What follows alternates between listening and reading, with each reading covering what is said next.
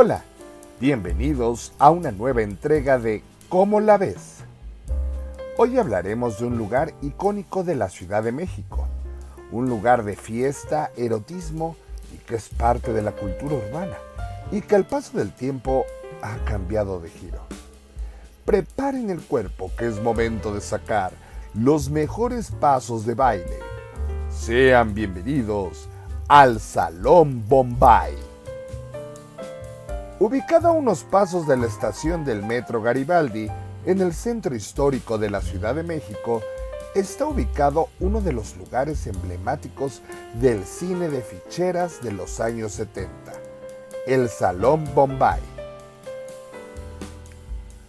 Fundado en 1906 con el giro de piquería, sitio donde únicamente se vendía alcohol, originalmente con el nombre de La Niña, después el Imperial y el Shanghái. Finalmente, en 1952, después de ser adquirido por José Luis García Contreras, fue bautizado como Salón Bombay. Y así como cambió de nombre, también cambió constantemente de actividad. De salón de baile pasó a ser cabaret, burdel, table dance y centro cultural. Este lugar se popularizó por sus famosas ficheras. Para nuestros amigos extranjeros y para aquellos que no lo sepan, trataré de explicarles qué es una fichera.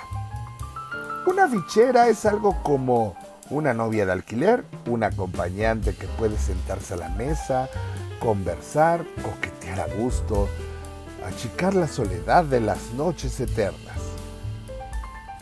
En el lenguaje coloquial mexicano, se conoce como a una fichera a una mujer que frecuentaba los cabarets para bailar y acompañar a los clientes.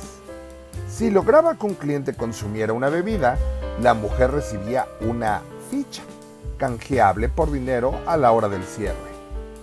En los años 70, además de mujeres de cintura angosta y caderas anchas bailando semidesnudas, el Salón Bombay alojó las charlas de la clase política, así como de escritores reconocidos en México y otros países como Jaime Sabines, Gabriel García Márquez, Renato Leduc, quienes formaron parte de la transformación de este y otros salones de colonias aledañas al centro histórico, como La Obrera y La Doctores.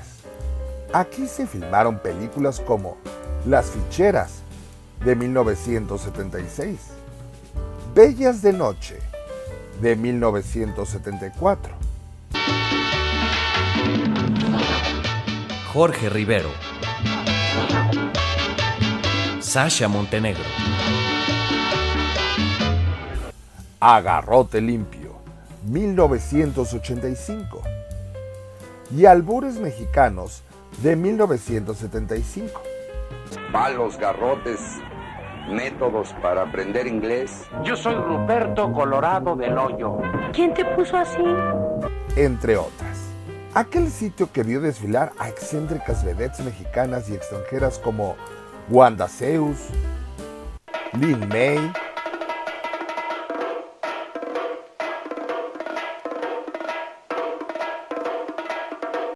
y la princesa Lea,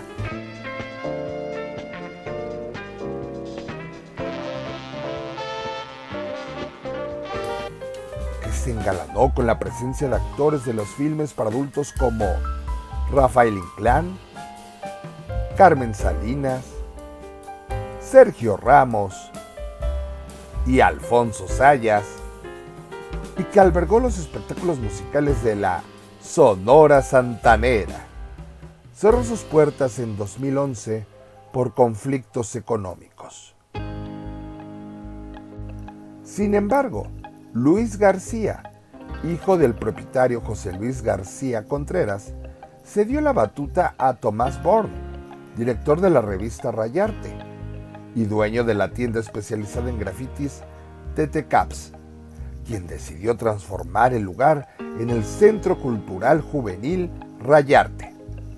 Durante algún tiempo fue punto de reunión para quienes gustan de la música hip hop y el arte callejero como el graffiti. Incluso su fachada, visible a los ojos de quienes transitan por la calle Ecuador, a su cruce con el eje central, también modificó su apariencia. Lo que antes era una pared de color sólido, con letras luminosas y rodeada de señores con sombreros y tirantes, ahora expuso el trabajo de los mejores grafiteros de México. Desafortunadamente, en 2020 el lugar cerró sus puertas definitivamente. Esto debido, de acuerdo con algunas declaraciones de Born, a malos manejos del dueño y actos de corrupción por parte de la alcaldía Cuauhtémoc.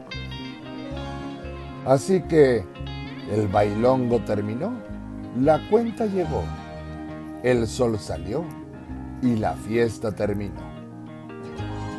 Muchas gracias por ver el video hasta el final.